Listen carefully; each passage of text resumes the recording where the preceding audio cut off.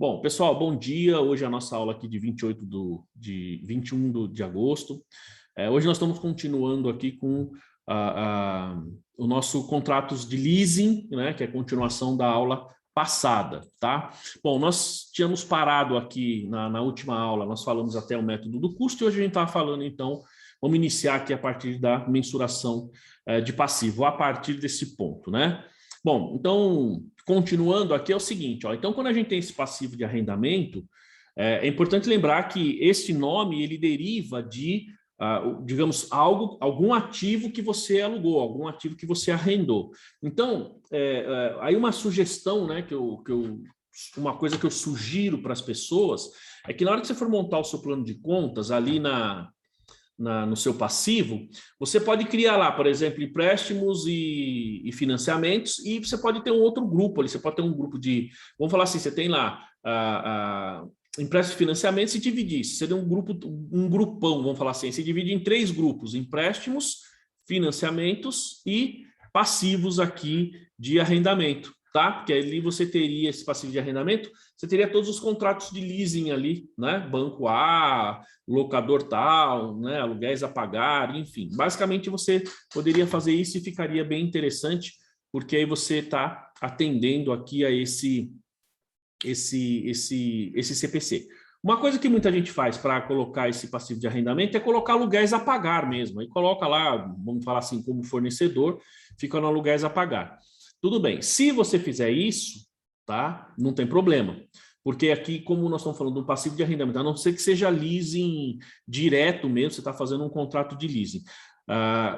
Aliás, pessoal, pensando na questão do passivo, eu dividiria de 2 formas, tá? Nós temos aqueles contratos de leasing, digamos assim, que são efetivamente financiamentos, tá? Esses passivos de arrendamento que são estritamente financiamentos, esses daí, eles deveriam ficar no grupo de financiamento lá, tá? Você pode colocar leasing lá, que o nome, né? Contratos de leasing, enfim. Agora, você tem outros passivos de arrendamento, como é o caso de aluguel, locação do imóvel. Então, isso não é uma obrigação, digamos, uma dívida financeira. Tá? Você não está devendo para o banco, você está devendo isso para o proprietário do imóvel, que é um pouco diferente, tá? A característica digamos assim, a exigibilidade desses valores é diferente. Então, por conta disso, primeiro, acho bom separar. Aqueles que eu estava falando, que vai junto lá no empréstimo de financiamento, seriam esses que são estritamente financeiros, tá? Financiamento. Esses outros passivos de arrendamento, por exemplo, aluguel a pagar, o ideal seria deixar separado, para ele não caracterizar dívida financeira. Porque quem já fez aí, acho que o Alex fez o curso lá, né? Quem já fez aí controladoria, ou análise, né? Sabe que tem um indicador financeiro que ele mede, principalmente na hora que você vai medir lá o seu... como é que se diz, o seu endividamento financeiro, por exemplo, ele vai fazer um cálculo considerando o quanto você deve para banco, tá? Que dever para banco é diferente de dever para o proprietário do imóvel, tá? É um pouquinho diferente, porque você tem a questão dos juros, aqui tem uma série de, digamos, como eu diria, implicações, e essas implicações são diferentes. Muito bem, então, para o usuário da demonstração, seria importante você fazer essa separação. E por conta disso, eu sei que tem muita gente que deixa esses valores registrados como aluguéis a pagar, tá? Ah lá, tá vendo? O Alex fez esse índice essa semana. Usa bastante, né, Alex? Principalmente você vai participar de licitação, você vai pegar empréstimo. O pessoal precisa, na verdade, você pega todos os seus empréstimos e financiamentos lá e divide, dependendo do caso, pelo seu passivo circulante ou pelo passivo total, enfim, né? Para saber quanto digamos, do seu passivo você deve para bancos. Isso aqui também dá para fazer a necessidade de capital de giro, que aí você teria uma condição diferente, porque esse tipo digamos, de empréstimo aqui, quando é especificamente para o banco, você tem a questão dos juros, né? A questão da despesa financeira que impacta muito mais do que no caso do aluguel, tá? Então, o que ocorre? Era importante separar. Então, tem muita gente que, por conta disso, deixa lá, no caso do passivo, aquilo que você deve de aluguel, deixa lá como aluguéis a pagar, tá? É bem comum isso acontecer. O fato é que, ainda que esteja como aluguéis a pagar, você precisaria, digamos, fazer todo o procedimento de reconhecimento desse contrato de aluguel, tá? Que eu vou mostrar para vocês depois como que é isso aí, como que a gente tem que fazer, tá bom? Bom, então após a data de início, a gente tem que mensurar o passivo de arrendamento. Primeiro, ó, aumentando o valor contábil, né? Aumentando o valor contábil para refletir os juros sobre o passivo de arrendamento. Então, se vai ter juros, aumentou aquela obrigação, então eu preciso ir aumentando esse valor, né, a cada, digamos, competência à medida que vai aumentando em função dos juros. E reduzir o valor contábil para refletir o pagamento. Então, na verdade, assim, esse aqui tem duas formas de fazer. Se eu lanço o meu passivo de arrendamento pelo valor líquido, vamos supor, eu fiz um arrendamento de 100 mil, eu tenho de juros 20 mil. Muita gente lança da seguinte maneira, ó, 100 mil, vamos supor que o 100 mil já seja o meu valor presente, o meu valor à vista, tá? Eu vou debitar 100 mil lá no meu imobilizado, no meu ativo, e 100 mil no meu passivo. Veja que eu não coloquei juros nenhum, tá certo? Então, aí o que ele diz? Então mês a mês eu preciso ir aumentando esse passivo de arrendamento, ou seja, eu vou colocando os juros por competência e automaticamente vou baixando a parcela que eu estou pagando. Essa é uma forma de contabilização. A outra é na contabilização inicial, lá no passivo, eu já coloco os juros no montante e aí coloco a conta redutora. Então, eu não preciso mês a mês, porque o juro já vai estar lá. Aí eu só vou reconhecer esses juros no resultado. Então, tem essas duas formas, tá? Então, é por isso que ele diz aqui, ó, que eu aumento o valor para refletir os juros. Quando ele fala isso, ele está falando quando você está reconhecendo mês a mês, ao invés de ter uma conta redutora, aqui você não teria essa conta redutora, e reduz pelos pagamentos que são efetuados, tá? E olha só, remensurando o valor contábil para refletir qualquer reavaliação ou modificação do arrendamento, especificados aí nos itens 39 e 46, para refletir pagamentos fixos na essência revisados. Então, isso aqui é o seguinte, foi justamente uma pergunta que a Lilian me fez ontem, a gente ficou um tempão conversando, a Lilian, colega de vocês aqui, que lá na empresa dela, até comentei, porque tinha um caso semelhante. E aí ela falou assim, não, professor, teve o reajuste do aluguel e tal. Isso aí é tranquilo. Ou seja, se é tranquilo é porque ela entendeu bem que ela precisa, porque ela já fez essa aula de leasing, né?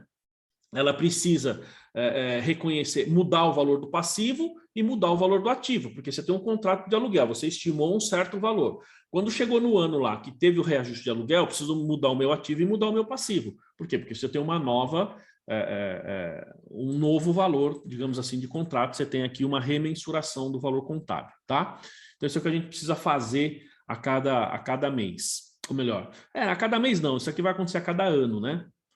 Ó, após a data de início, então o arrendatário deve reconhecer no resultado, tá? Salvo se os custos forem incluídos no valor contábil de outro ativo, os pronunciamentos aplicáveis. Então, o que eu vou mandar para o resultado? Isso aqui, duas coisas importantes. Nós falamos aqui já sobre custos de empréstimos, tá? Quando a gente fala do custo de empréstimo, então, se eu tenho esses juros ou essas despesas financeiras, ele não vai para resultado, ele vai para o ativo, seja estoque, investimento, imobilizado ou até mesmo intangível, tá? Fora isso, o que eu vou mandar para o resultado? Juros sobre o passivo de arrendamento. A despesa financeira mensal. Então, mensalmente, por competência, eu vou reconhecer essa despesa no resultado. E, pagamentos variáveis de arrendamento, não incluídos na mensuração do passivo de arrendamento, no período em que ocorre o evento ou a condição que gera esses pagamentos. Tá? O que é o pagamento variável? Pessoal, vamos supor que você teve algum, digamos... esse mês eu tenho algo a mais aí. É muito comum quando a gente tem contrato de aluguel, né? Às vezes você tem lá, o cara fez uma benfeitoria, tem que fazer um rateio. Ainda que você não seja o proprietário, dependendo do rateio, cabe a você pagar, tá? Então teve um rateio extra esse ano, esse mês, tal, não sei o quê, então você tem que pagar. E são variáveis, então veja que esses variáveis, ele não vai entrar no contrato porque são, digamos assim, uma coisa específica, pontual. Então isso aí vai para resultado do período, claro, a não ser que seja uma aquisição de algum imobilizado, tá? Fora isso, resultado, tá? Tudo bem, pessoal, até aí, tranquilo? Beleza? Muito bem. Quando a gente fala aqui, então, da apresentação, lembre-se que a apresentação, ele é o quê? A apresentação é a forma que a gente vai colocar na demonstração contábil, tá? A divulgação é nota explicativa. Então, apresentação, demonstração contábil. Então, o arrendatário, então, ele deve apresentar no balanço patrimonial ou divulgar nas notas explicativas. Veja, apresentar no balanço ou divulgar nas notas. Isso aqui é importante para a gente poder separar a nomenclatura quando a gente fala, tá, gente? Eu sempre, à medida que a gente vai aprendendo as palavras, a palavra tem poder, né? Tá, a palavra está aqui, ó, tá vendo? A palavra tem poder. Então, a gente sempre precisa nos basear. E por mais que pareça que não, a palavra tem poder. Gente, a forma como a gente fala, vou falar para vocês um aprendizado que eu tive na quinta-feira, tá? E uma coisa muito simples, mas me impactou bastante. Não tem nada a ver com a norma, tal. O Fabiano, você chegou a ficar lá no comecinho, no horário da reunião, tal, não? Você entrou depois, né? A sua reunião foi um pouco mais tarde, né, com o MEC, né? Ó, a gente tinha uma reunião, pessoal, no começo não, né? Às 9, né? A gente tinha uma reunião, as reuniões começaram às 9 da manhã, na quinta-feira com o MEC. Eu, particularmente, fiquei com reunião das 9 às 5:30 da tarde. Eu só parei na hora do almoço, durante uma hora mais ou menos, e 15 minutos depois do almoço. O restante, eu fiquei com o MEC o dia todo, fora de brincadeira. Eu fiquei das 9, né, na sequência lá esperando, até às 5:30 aproximadamente. E aí, pessoal, a gente tem o nosso diretor, a diretora é uma menina, né?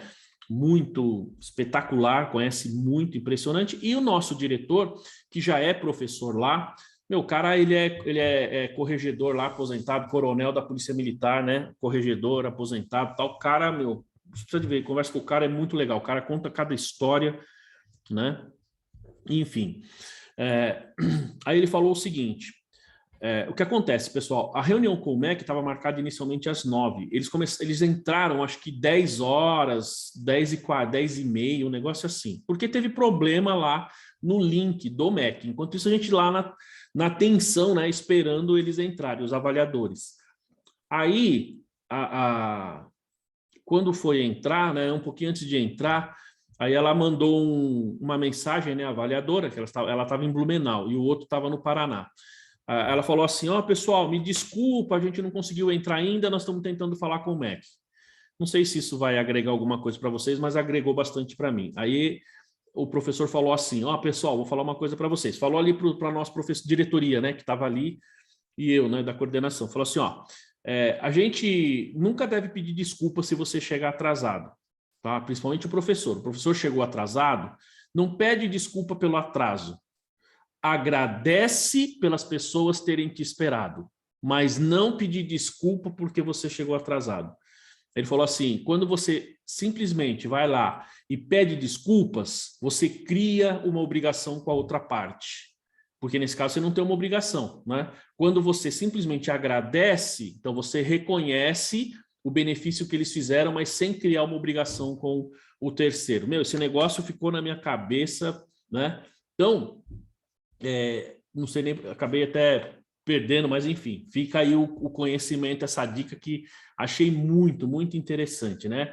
E aí, gente, eu falei isso por conta das palavras, a forma como a gente coloca. E a palavra tem poder. Então, quando a gente fala apresentação, é importante nós sabermos que aqui eu estou falando de colocar nas demonstrações. É aquilo que eu coloco nas demonstrações. E a divulgação é eu colocar em nota explicativa.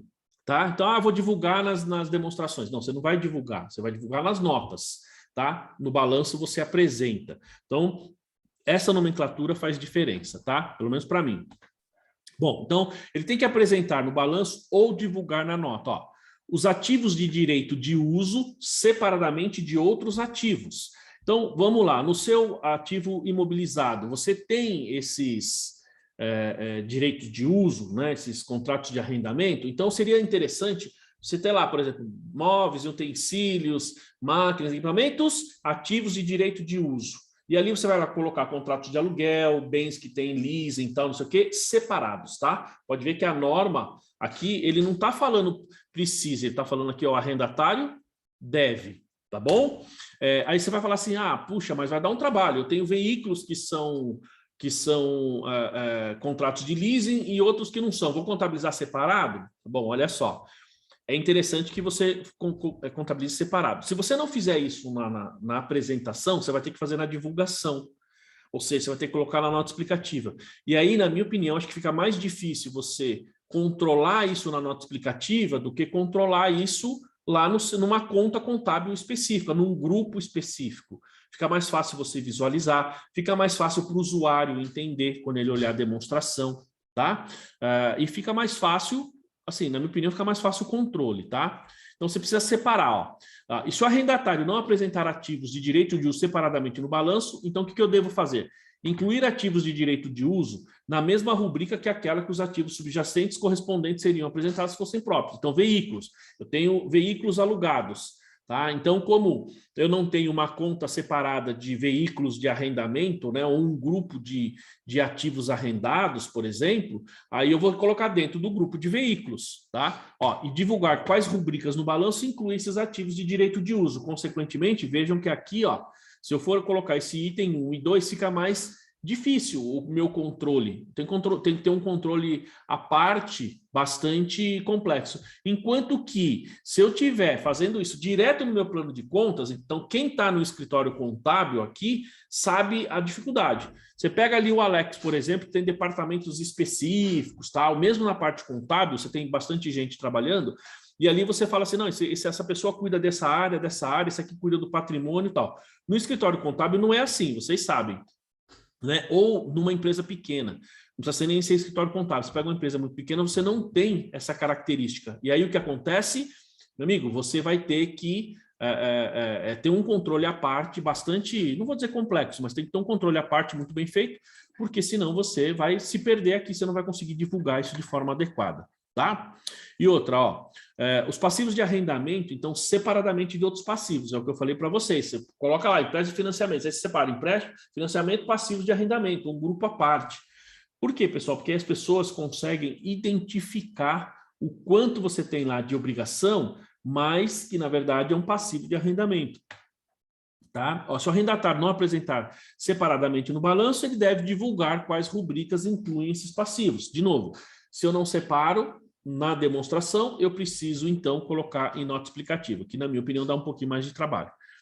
Ó, na demonstração do resultado de outros resultados abrangentes, o arrendatário, né, deve apresentar as despesas de juros sobre o passivo separadamente do encargo de depreciação para ativo de direito de uso. Gente, percebam que aqui a gente também tem essa separação, tá? Ou seja,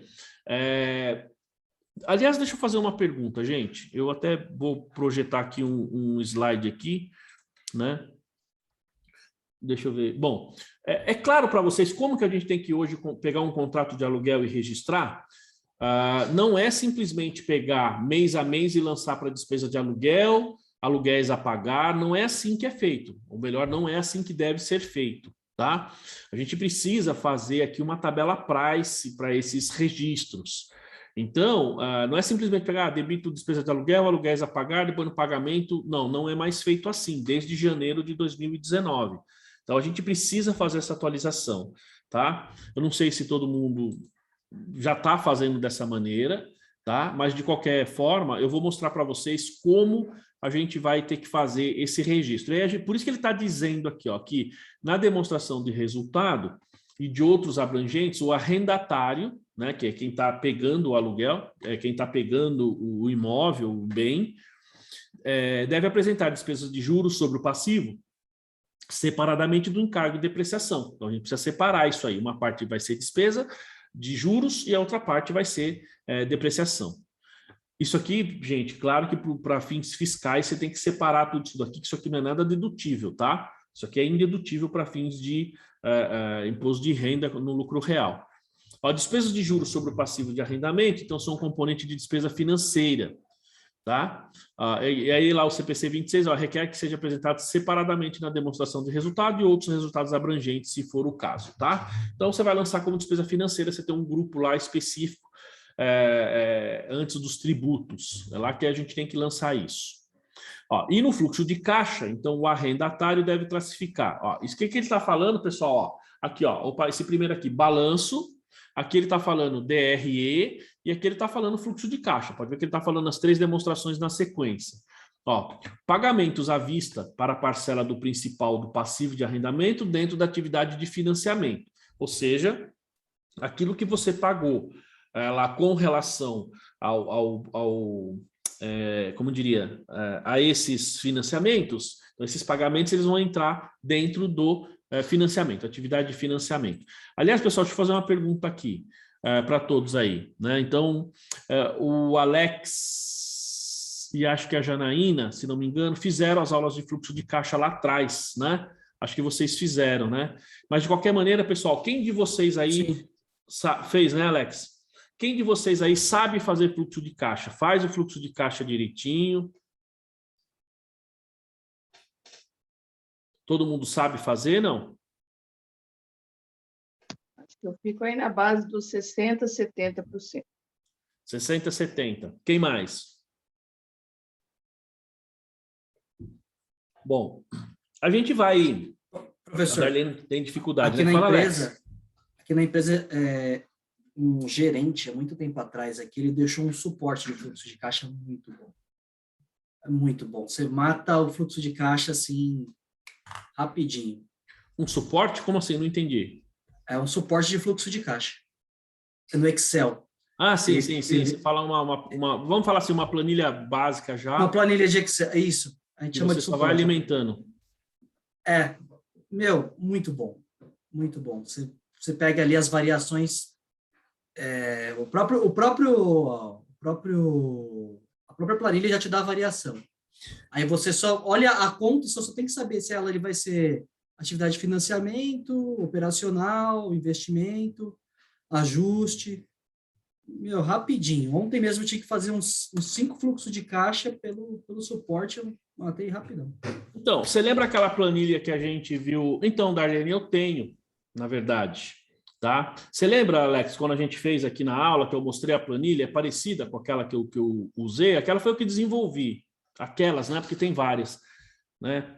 E se vocês quiserem, pessoal, como a gente termina esse assunto, se vocês quiserem na prova... É que o ideal é a gente ir seguindo a matéria, eu vou até na hora do intervalo ver onde que a gente está, qual o ponto lá, mas a gente vai fazer, e eu tenho uma planilha dessa, daí eu passo para vocês, tá? Eu perguntei do fluxo de caixa, e aliás, o Alex falou da planilha do fluxo, gente, eu tenho aqui algumas planilhas, eu preciso achar, tá? Mas eu vou achar, se vocês quiserem, eu vou postar lá no site. Eu tenho uma planilha, uma não, na verdade eram 4 planilhas de Excel, aliás, quero ver se eu tenho ainda, porque já faz uns 10 anos isso. Para vocês verem, faz 10 anos, mas ainda está atual. Essa planilha calcula, pessoal, esses contratos de leasing aqui, tá? Basicamente, o que a gente tem? A gente tem o seguinte, quando a gente vai calcular, precisa calcular o valor à vista, a gente precisa calcular a taxa efetiva de juros, a taxa efetiva, ela digamos, a TIR, é a taxa interna de retorno, que você vai considerar todos os gastos ali, e aí você separa a parte que é leasing e a parte que é juros, a parte que é pagamento do arrendamento e a parte que é juros, a parte que você deprecia, enfim. Eu vou achar essa planilha, pessoal, e vou postar para vocês aí durante a semana. Aí na semana que vem a gente tem aula, né? Deixa eu ver. Semana que vem tem aula, o que não tem é na outra semana. Aí sim, pessoal, vai ter um feriadão, dia 4, não vai ter aula no dia 4, hein? Puxa vida, hein? Então é livre 4, 5, 6 e 7. Aí sim, hein? Muito bem. Então, até semana que vem. É só para lembrar, pessoal, a Luciana e a Rose, que estão começando agora, né? No primeiro final de semana do mês, a gente não tem aula, tá? Digamos assim, para facilitar um pouco a nossa vida também, para vocês ficarem não cansados de mim, né? E a gente poder pegar um sábado, fazer alguma outra coisa também, né? E aí a gente tem uma aula por semana na quinta-feira que já estão programadas. Eu preciso divulgar isso aí para vocês para a gente retomar. Quer dizer, retomar não, está programada, na verdade, voltando agora a partir do mês de agosto. Bom, mas enfim, eu vou postar essa planilha para vocês. Isso pode talvez te ajudar bastante aí, viu, Alex? Se você tem os contratos de leasing, porque, cara, você consegue assim montar, você tem lá, você coloca o valor do empréstimo, ele vai calcular a TIR, já vai te dar a parcela dos juros, a parcela, ele vai montar para você como se fosse uma tabela price já dentro dos... Caraca, que da hora. No nosso caso, acho que era um contrato de 36, 60 meses, tá? Então ele já dava o cálculo certinho, tá? Eu vou colocar no grupo, aí vocês podem baixar, tá? Eu só preciso achar, tá, gente? Eu sei que eu tenho, mas eu preciso achar onde que está, que faz muito tempo que eu não mexo nessa planilha. Mas é muito interessante. Se eu não achar, eu monto uma, porque eu me lembro como que a gente faz isso daí, né? Eu vou colocar, Luciana, terminando aqui, eu já coloco vocês lá no grupo, tá bom? Então, voltando, pessoal. Então, no fluxo de caixa, o pagamento em si, ele entra na atividade de financiamento. Então, eu perguntei quem sabe fazer o fluxo de caixa, pelo menos para ter um entendimento do que nós estamos falando aqui, né? Outra coisa, o pagamento à vista para a parcela dos juros, então, aplicando os requisitos CPC3 de fluxo de caixa para pago, né? Na verdade, essa parcela dos juros aqui, o pagamento à vista do arrendamento, aplicando os requisitos CPC 3, tá? Eu preciso ver... Na verdade, quando a gente paga juros, basicamente a gente vai lançar o pagamento de juros, basicamente ele vai como operacional no resultado, né? Até porque ele fala aqui que isso tem que ir para resultado, tá vendo? Então, passivo de arrendamento separadamente do encargo de depreciação, seja, então, mas ele vai para resultado, consequentemente é operacional. E aqui ele fala, ó, pagamento de arrendamento de curto prazo, pagamento de arrendamento de ativos de baixo valor e pagamentos variáveis não incluídos na mensuração do passivo, né, dentro das atividades operacionais, tá? Então, assim, o principal você baixa de financiamento. O restante, basicamente, quando está se falando de juros, você vai baixar ou lançar no fluxo de caixa em atividades operacionais. E aqui a divulgação, gente. A gente vai falar da divulgação, porque vocês vão ver que depois que ele fala da divulgação, aí ele vai dar alguns procedimentos de contabilização específicos do arrendador e do arrendatário, tá? Então, ó, o arrendatário deve divulgar os seguintes valores para o período de relatório. Então, primeiro, encargo de depreciação. Quer dizer, na verdade, pessoal, isso que nós estamos vendo é do arrendatário, porque você pode reparar que ele sempre fala, ó, o arrendatário deve divulgar, tá? Então, isso aqui tudo é do arrendatário. Ó, o encargo de depreciação para o ativo de direito de uso por classe de ativo subjacente. Então, tem lá contrato de aluguel, locação de veículos, locação de máquinas, de equipamentos, de computadores. Então, por classes, tá? Vejam só, gente, que para atendimento aqui desses critérios de divulgação e critérios de, como eu diria, de apresentação, no meu entendimento, é melhor fazer esse processo separado, ou seja, esse registro de forma separada, tá? Para você ter mais facilidade não só no entendimento, mas para você ter facilidade no, digamos, depois na divulgação, explicação, né? Se colocar na nota explicativa fica muito mais fácil se você fizer dessa forma, tá? Outra coisa, ó, você tem que separar despesas de juros sobre o passivo de arrendamento, então isso precisa estar divulgado de forma separada. Despesa referente a arrendamentos de curto prazo, aquilo que você considerou, né, aplicado no item 6, que é lá no comecinho da semana passada que a gente viu, que ele fala assim, ó, aqui você é a exceção, lembra que eu vou tratar como leasing operacional, então é a exceção. Ó, essa despesa não precisa incluir a despesa referente a arrendamentos com prazo de arrendamento de 1 mês ou menos, então aí não precisa. Então aqui é somente aqueles contratos que você tem a exceção. Fora isso, é despesa de locação direta. A despesa referente a arrendamentos de ativo de baixo valor, contabilizada também aplicando o item 6, que é aquele baixo valor ou prazo inferior a 1 ano, né?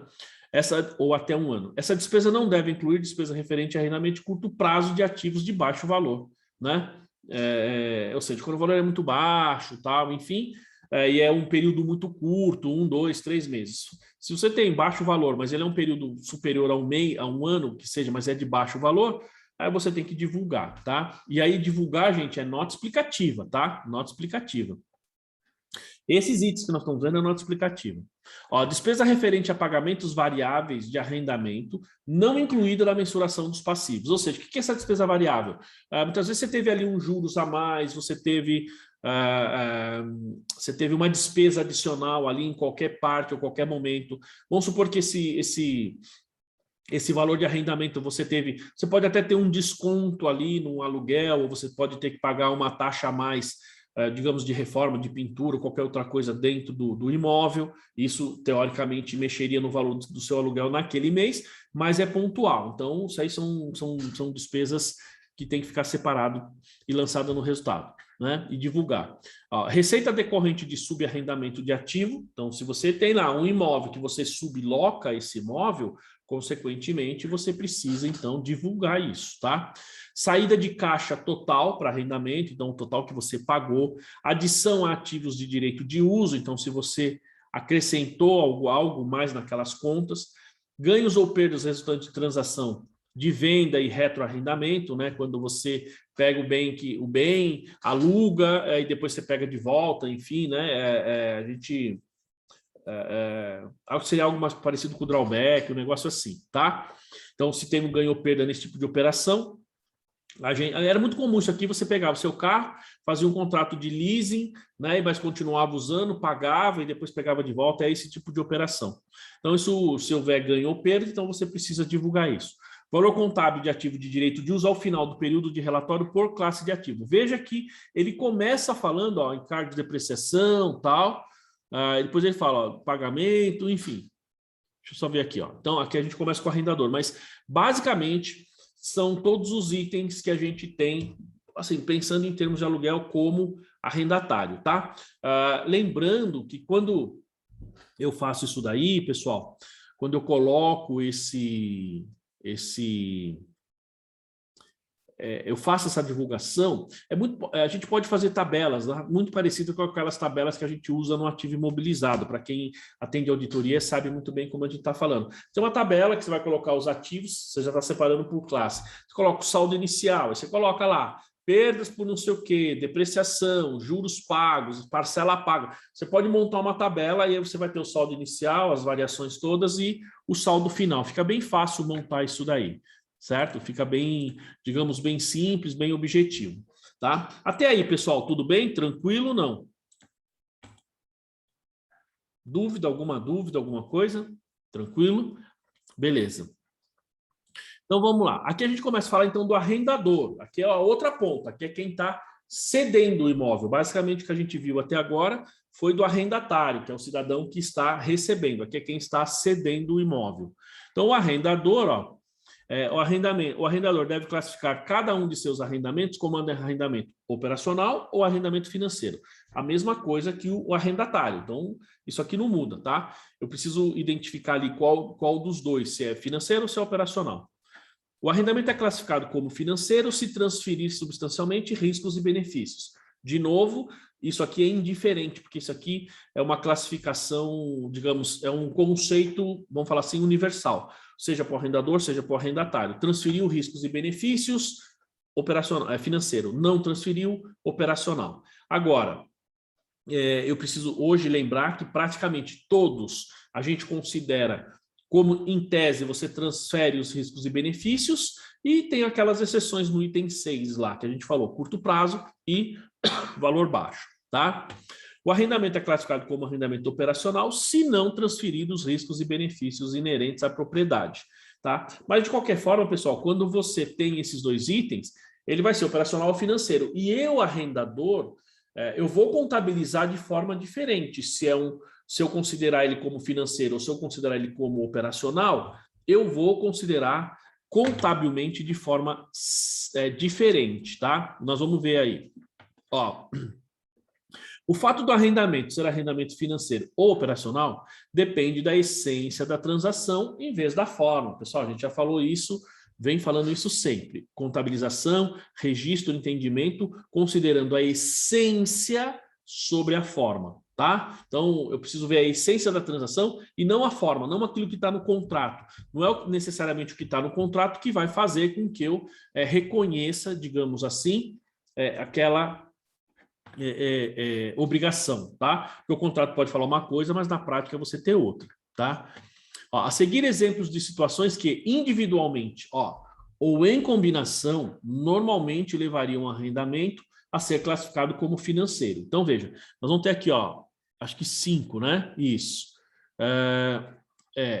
Tá vendo? Ó, 5, 8. Nós vamos ter 8 itens aqui que vão falar assim, o contrato tem isso, então isso indica que nós temos um arrendamento financeiro. Então, gente, esse ponto aqui é bem importante, tá? Por quê? Chamando atenção aí, quando a gente lê um contrato de leasing, o contrato de leasing, ele não fala para a gente se ali você tem, isso aqui é um contrato, ele simplesmente vai falar, um contrato de arrendamento mercantil, ponto. O contrato não vai estar escrito claramente se é um contrato de leasing operacional ou se é um contrato de leasing financeiro. Essa é a diferença, desculpa, a diferença não, eu diria essa é a dificuldade que a gente tem quando a gente considera ou trabalha com leasing aí, contratos de leasing. Porque é difícil você ler, é difícil você saber. Então, por exemplo, vamos pegar ali a Rose. A Rose pega um cliente e ela fala assim, isso aqui, contrato de... Eu fiz aqui o cliente manda lá um comprovante para ela que tem lá um pagamento de leasing. Fala, você quer pagamento? Fiz um leasing aqui de um veículo. Tá bom. Então, aí a Rose vai falar assim, tá, mas como é que eu vou contabilizar isso? Me manda o contrato, tá? Aí supondo que o cara vai mandar o contrato, né? O cara manda o contrato e ela vai ler aquilo ali. Só que é difícil identificar, né? Porque, primeiro, você tem muitos detalhes, tá? Então, às vezes, uma coisinha simples ali vai fazer toda a diferença naquele entendimento, tá? Então, vamos ver os itens, pessoal, que vão fazer assim. A Rose vai ler e vai falar, ah, isso aqui é um leasing operacional. Ah, isso aqui é um leasing financeiro, né? Então, quais os itens que nos levariam a identificar que é um arrendamento financeiro? Primeiro, o arrendamento transfere a propriedade do ativo subjacente ao arrendatário ao final do prazo de arrendamento. Veja que aqui, pessoal, eu não estou falando de, lá no final, exercer o direito de compra. Aqui ele está dizendo o seguinte, no contrato fica claro que no final o bem é seu. Você não precisa fazer nada, o bem já é seu.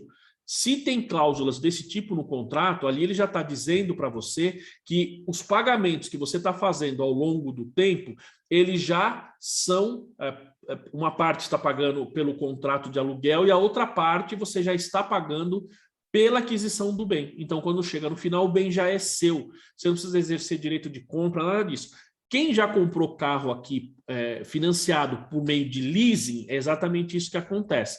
Então, você ia pagando o carnê, eu já fiz isso várias vezes, você ia comprando, você compra o carro lá e você tem as parcelas. E na parcela você vai ver lá, principal, né? Ou lá, parcela do arrendamento e VRG, né? Valor residual garantido.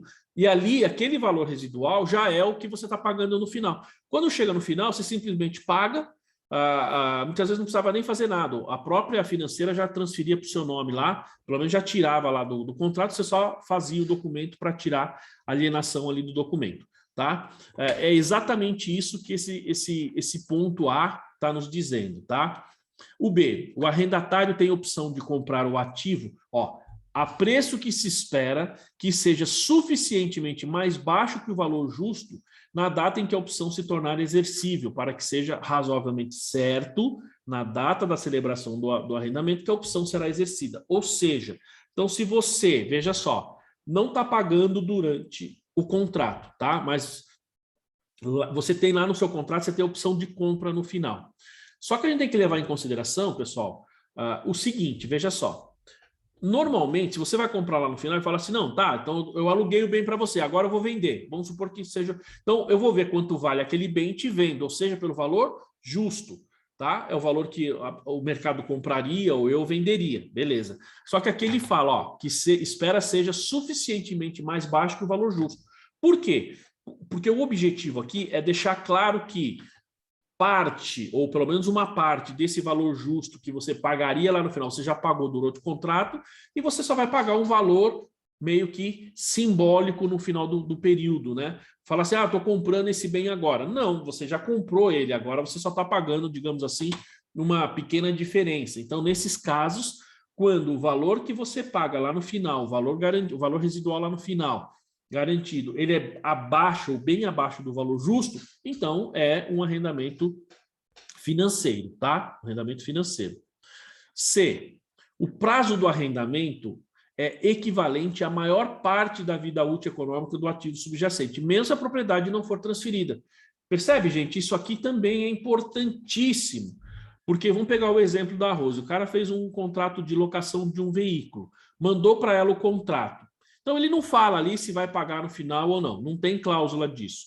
Não tem cláusula dizendo que ele vai pagar os valores mês a mês. Tá, mas tem uma cláusula dizendo que a gente sabe que vida útil, pela Receita Federal, por exemplo, a gente tem uma vida útil de 5 anos, né? Veículos. Mas vamos supor que o cara vai usar, o contrato é de 5 anos. Então, veja que, a não ser que, claro, tem veículos que a gente pode usar 10 anos, 15 anos, 20 anos, mas a gente teria que pegar uma referência aí em termos de vida útil desses bens. Estou usando como base aqui no nosso exemplo os 5 anos da Receita, tá? Então, vamos pegar lá, vamos falar que o veículo tem vida útil de 5 anos. E o contrato desse cliente, ele tem lá uma vida útil de 4 anos e meio, não chega a 5 anos. Mas percebam que ele usou praticamente toda a vida útil do veículo. Lá no final, o que ele vai fazer com esse veículo? Vai devolver lá para o arrendador, e o arrendador vai ter que vender por um valor bem abaixo, porque ele já foi a vida útil desse bem. Então, quando você tem um bem que você aluga por praticamente toda a vida útil dele, ali você tem, então, um indicativo de que isso é arrendamento financeiro, ainda que ele não tenha essas cláusulas aqui do item A e do item B. Isso demonstra que você tem um item financeiro, porque supostamente você já transferiu riscos e benefícios, porque eu comprei o bem, transferi para você. Gente, o exemplo aqui é muito simples. Por exemplo, um banco, tá? É que normalmente vem na nossa cabeça, quando a gente está falando aqui de arrendamento, é você pegar direto numa empresa de arrendamento. Agora, vamos imaginar que eu peguei um veículo arrendado, mas o arrendador é o banco, o meu contrato é com o banco. Tá? E o bem, quem está cedendo é um terceiro. Então, o banco faz a negociação com o terceiro e o terceiro me dá o veículo, mas eu devo para o banco. Percebam que o banco não vai lançar aquilo como mobilizado, porque o banco é o arrendador, eu sou o arrendatário. Então, vou lançar como mobilizado, vou lançar o passivo, e ele vai colocar o contas a receber dele. Para ele é contas a receber, tá? Consequentemente, se o banco me alugou isso daí, vou falar contrato de aluguel, por 5 anos, e o contrato todo, e a vida útil do veículo é 5 anos, consequentemente, arrendamento financeiro, tá? Ó, na data da celebração do arrendamento, o valor presente dos recebimentos do arrendamento equivale substancialmente à totalidade do valor justo do ativo subjacente. Ou seja, eu pego as parcelas que eu vou pagar, tá? Vou fazer um contrato de lease de 5 anos, parcela, pego essas parcelas e trago o valor presente. Quando você trouxe o valor presente, tá? Digamos, esse cálculo que você vai fazer, ele vai mostrar que todo o valor que você pagar, ou esse valor presente, veja, quando eu falo você vai pagar no futuro, trazendo a valor presente, ele equivale, né, substancialmente, ele é praticamente igual ao valor justo do bem. Isso significa que, vejam, mostra que você está pagando o valor justo do bem ao longo do contrato. Se eu estou trazendo o valor presente e o valor presente desse bem representa o valor justo, isso significa que mês a mês eu já estou pagando esse valor justo. Em outras palavras, eu já estou adquirindo esse bem e fazendo os pagamentos ao longo do contrato, tá? E o ativo subjacente, é de natureza tão especializada que somente o arrendatário pode usá-lo sem modificações importantes. Ou seja, só você, o negócio é tão específico que só você utiliza, tá? E se você, digamos, for vender para uma outra empresa ou alguma coisa do tipo, tá?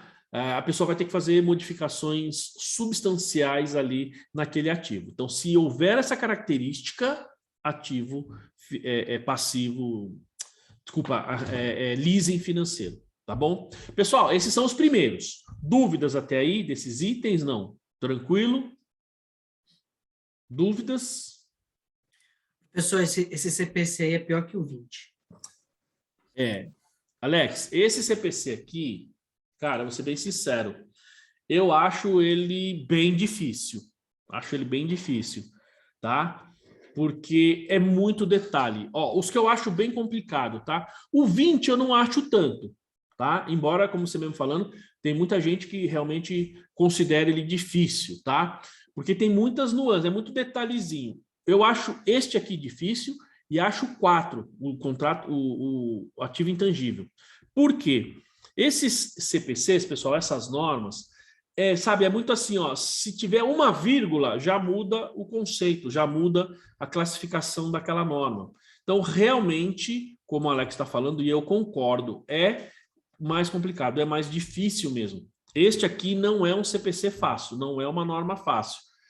É muito detalhe, é muito, digamos, sabe assim, ó, fez isso, então é isso. Fez isso, é isso. E aqui é muito interpretação, muita interpretação. Então, você precisa ter esses conceitos muito claros, muito firmes, para você ler um contrato e fazer esse registro, tá? Não é fácil não, Alex. Tem que concordar com você, porque isso aqui... é que tem pagamento baseado em ações também é chato, por exemplo, e custos de como é que chama?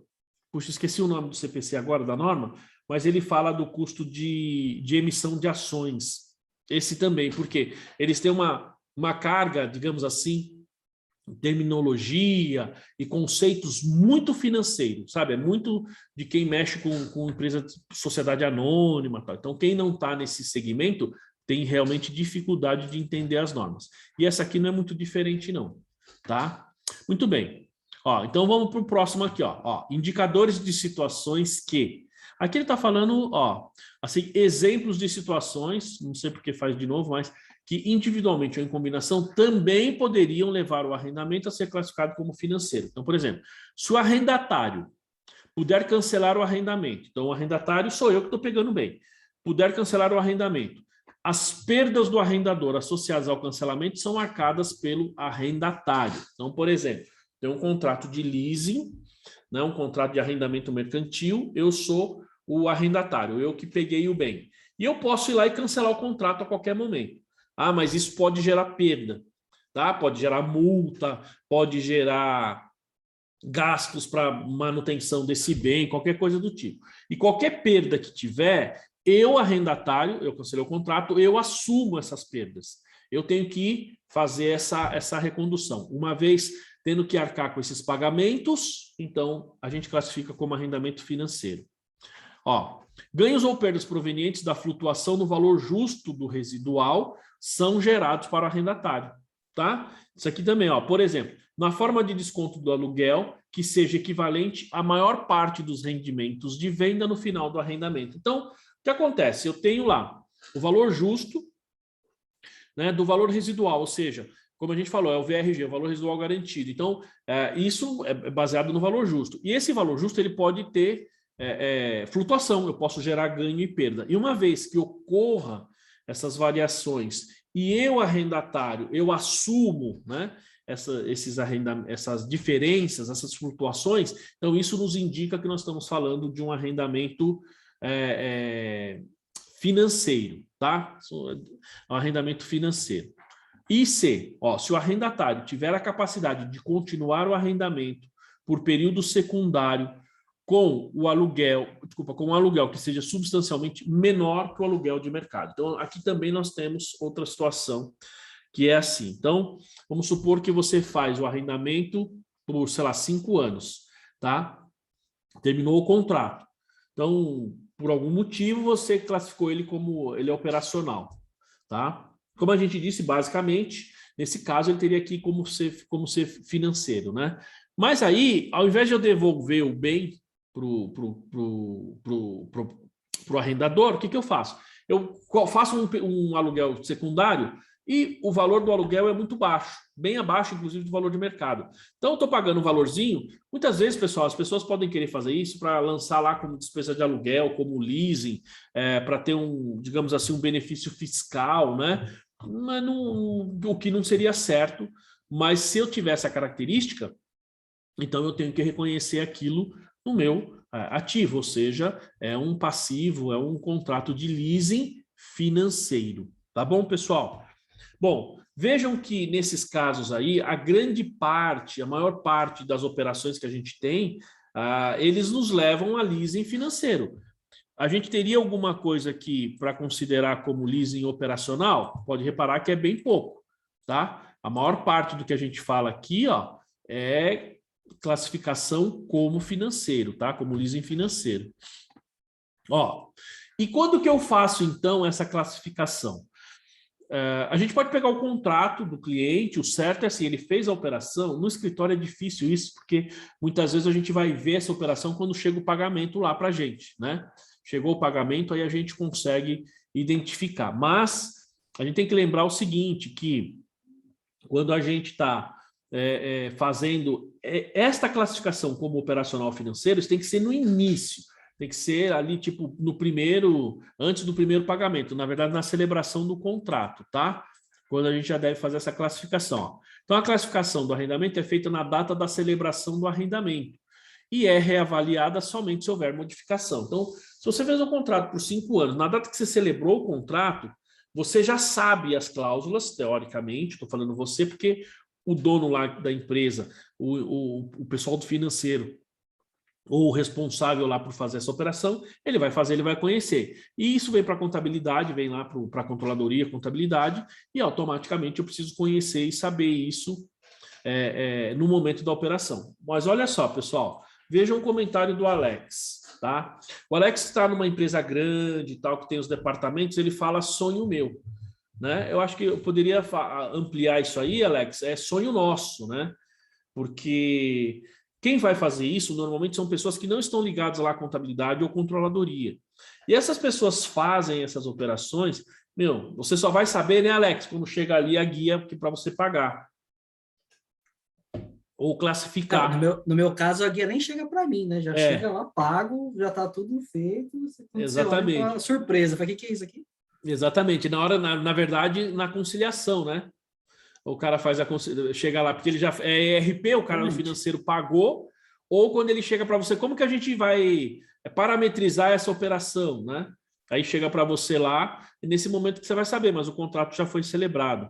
Agora, imagina no escritório. No escritório, então, chegar isso lá para a Rose, né? Para a Márcia, para mim também, cara, é só quando chegam os pagamentos.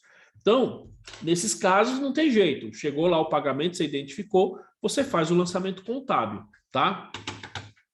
Mas é difícil. É difícil porque o pessoal não necessariamente tem lá grandes preocupações com a contabilidade, né? Bom, então, se houver arrendamento, então a gente muda, digamos, a gente reavalia o nosso contrato, tá? Agora, pode alterações nas estimativas, que nos contratos de aluguel é muito comum.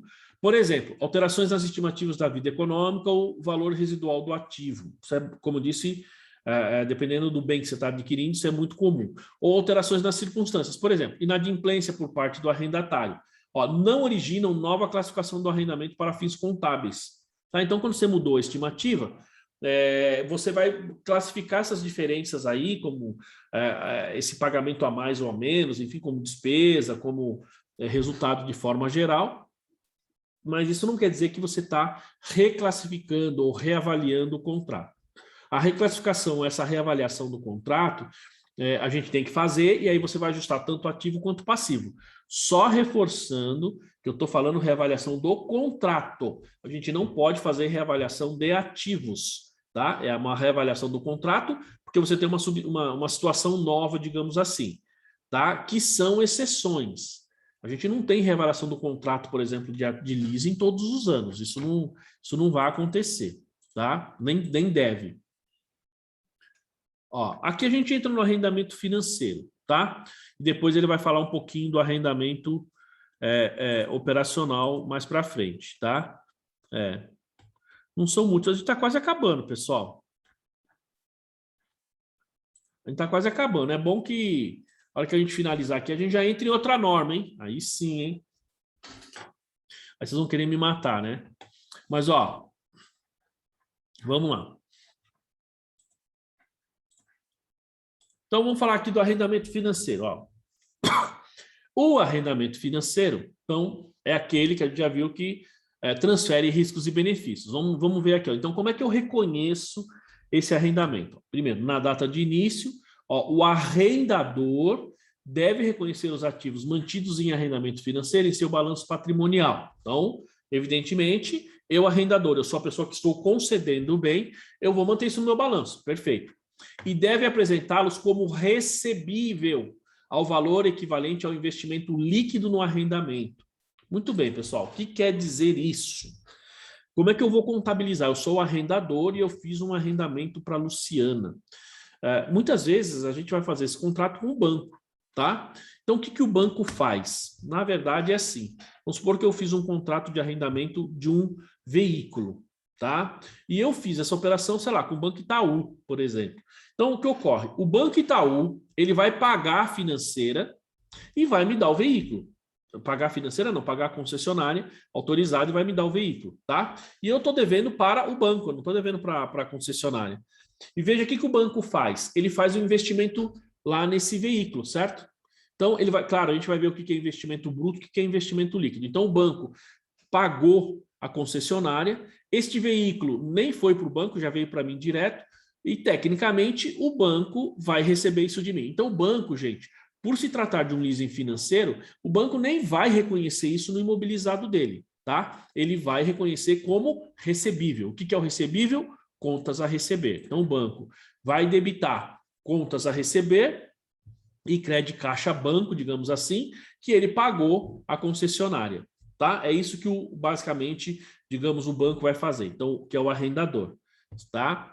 Então, ó, eu vou reconhecer como ativos mantidos financeiros em seu balanço e deve apresentá-lo como recebível ao valor equivalente.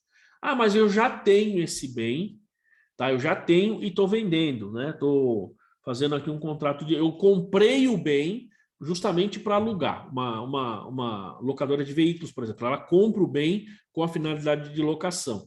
Então, vamos supor que eu comprei esse bem e vou fazer um leasing financeiro. Então, a princípio, quando eu compro, pessoal, vai sair dinheiro do caixa banco que está lá no meu imobilizado, certo? Aí, eu faço um leasing financeiro. Ou seja, lembrando que o leasing financeiro, praticamente, o bem não é mais meu. O bem é do terceiro, certo? Pela essência. Então, eu tiro do meu imobilizado, tá? E aí pode ser feito de uma ou outra forma, credito imobilizado e debito contas a receber, porque a gente celebrou o contrato, tá? E a receita? Eu tenho que ir reconhecendo a receita à medida que você vai usando o veículo.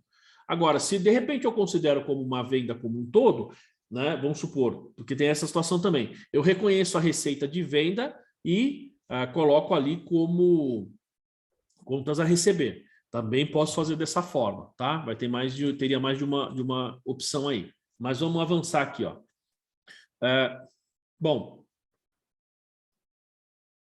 isso, ó. Então, ó, o arrendador deve utilizar a taxa de juros implícita no arrendamento para mensurar o investimento líquido no arrendamento, tá? Então, o que é o investimento bruto e investimento líquido?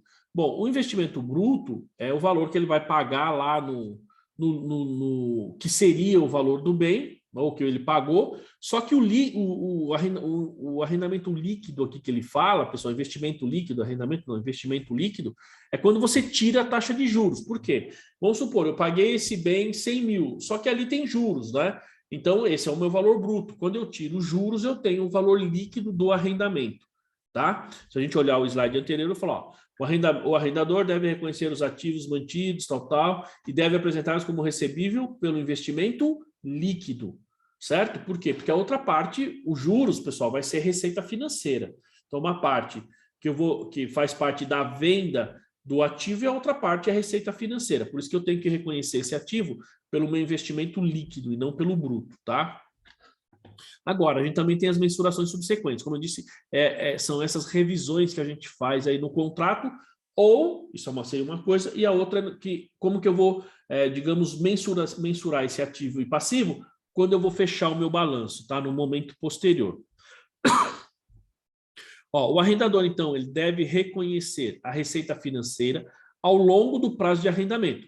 Por isso que eu faço o reconhecimento do meu recebível pelo valor líquido, tá? Porque o bruto você tem a receita financeira. Então, eu reconheço pelo líquido e vou reconhecer da receita financeira ao longo do contrato pelo princípio da competência, com base em padrão que reflita a taxa de retorno periódica constante sobre o investimento líquido do arrendador no arrendamento, tá? Então, ele fala com base em padrão que reflita a taxa de retorno periódica. Então, lógico, quando você vai fazer o cálculo aqui da venda, você já sabe, ó, paguei tanto, eu vou considerar uma taxa implícita ali de juros tanto, eu já sei qual que é a minha taxa de retorno, quanto que eu quero ter de ganho, qual é o lucro que eu tenho nessa operação, essa é a sua taxa de retorno, tá?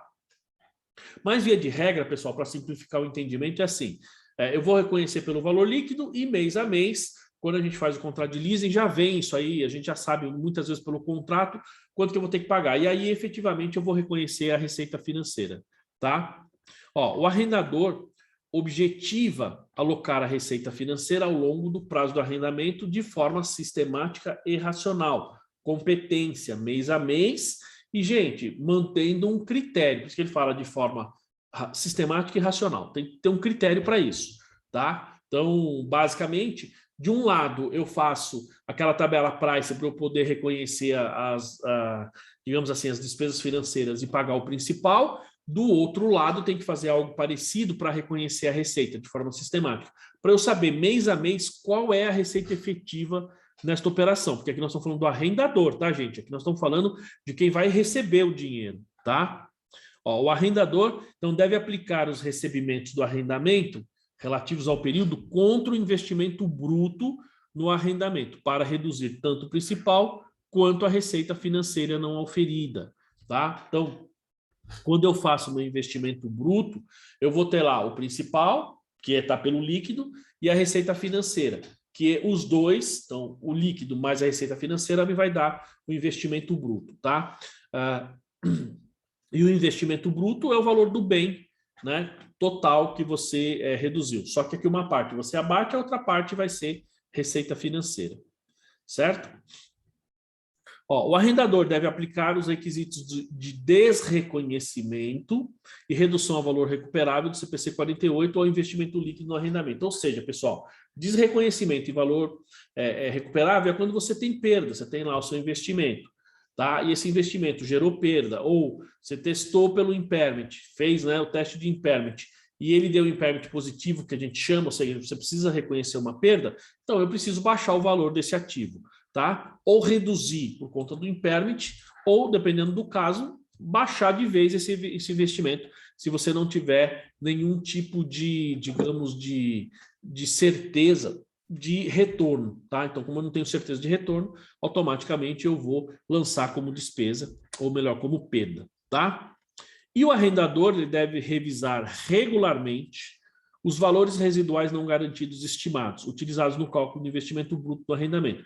Ou seja, pessoal, isso aqui é mudança de estimativa. Então, eu preciso, a cada fechamento, revisar esse valor residual. Por quê? Como a gente já viu anteriormente, o valor residual, a mudança, eu preciso saber quem suporta esse ganho ou perda nessas mudanças de valores residuais. Então, sou eu, arrendador? Então, nós estamos falando do arrendamento operacional. É o arrendatário? Então, e outra, eu vou repassar isso no preço também, né? E outra, se é o arrendatário, então nós estamos falando realmente de um arrendamento financeiro. E se houver redução no valor não residual, no valor residual não garantido estimado, o arrendador deve revisar a alocação da receita ao longo do prazo e deve reconhecer imediatamente qualquer redução em relação aos valores acumulados. Ou seja, se há redução no valor residual, significa que a minha expectativa de recebimento lá no futuro é menor. Se ela é menor, consequentemente, eu vou receber menos, tenho que reconhecer uma perda, tá? Esse é o processo que a gente tem aí de mensuração. Tá bom, pessoal? Aqui a gente vai falar de arrendamento operacional, mas a gente está bem avançados aí, pessoal. Ó, arrendamento operacional, só para vocês terem uma ideia, faltam pouquinhos slides. Então, vamos sair para o café, a gente faz 20 minutinhos, então, quando for 10h15, a gente volta. Normalmente a gente volta às 10h20, né, pessoal? A gente volta aqui às 10h15, tá bom? E aí a gente decide lá no final, tá, pessoal? Nesse agora, no intervalo, eu vou ver qual vai ser o próximo CPC, e aí eu vou fazer como eu sempre faço, tá? Viu, Rose e Luciana, que estão começando agora, eu sempre faço assim, quando a gente termina uma norma, faltando um tempo para o final da aula, eu sempre pergunto para os alunos se a gente já começa outra norma, porque a gente tem a programação hoje é leasing financeiro, leasing, CPC 6 leasing, tá? Então vocês falam assim, não, vamos começar outra norma, a gente já começa, tá bom? Então, pessoal, vamos tomar um cafezinho, pode ser? Daqui a pouquinho, então, 10h15 a gente volta, beleza? Ok. Valeu.